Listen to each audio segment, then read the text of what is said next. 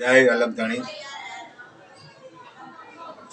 આપણે જોઈએ ને તો દરેક વ્યક્તિના માથે જેમ ધરતી માતાના માથે ચોફેર વિશ્વકર્મા ભગવાને ડુંગરની, એમ કે ધરતી છે ને, આપણા ધરતી માતા જે જમીન માતા એ પહેલા આમ થઈ જતી, ઉત્પત્તિ કરી ત્યારની વાત છે.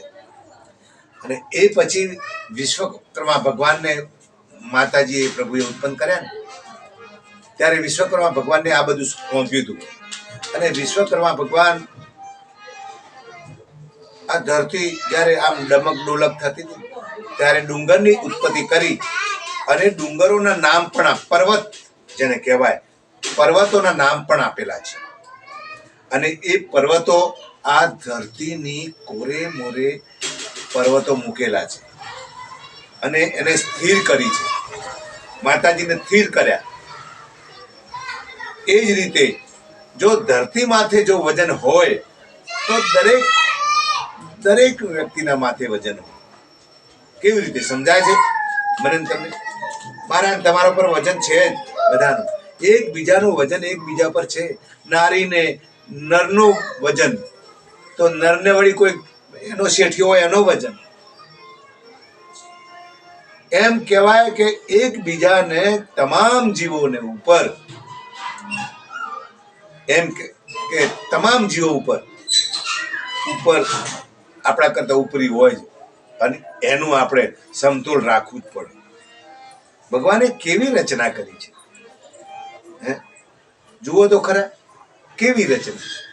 તમામ નદીઓ છે ને, તો એમનો ધણી કોણ? સાગર. તળાવો, સરોવરો, એમનો ધણી કોણ? સાગર. તો આપણો ધણી કોણ? આ દેહનો ધણી આપણા મા બાપ. તો અંદર રહેલો આત્મા છે એનો ધણી કોણ? તો અંદર રહેલો આત્મા છે એનો પણ ધણી છે પરમાત્મા, પ્રભુ ગુરુ. આ સમજાય છે મને તમને બધાને? આપણે સમજવાનું છે. દરેક ના માથે જાનવર હોય, બળદીઓ હોય, તો એને પણ ધણી. તમામ જીવો ઉપર, તમામ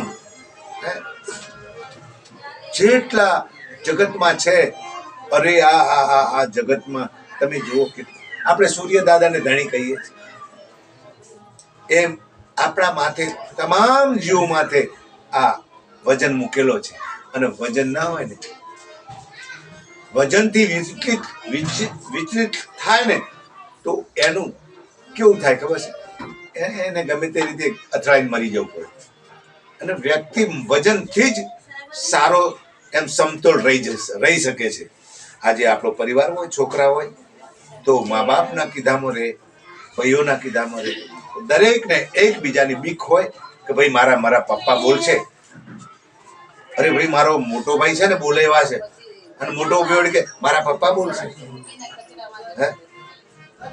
આવી રીતે તમામ ઉપર આપણા પર વજન મૂકેલો છે. અને પ્રભુનો વજન તો અવશ્ય છે. જય અલગ ધણી, જય રામદેવ.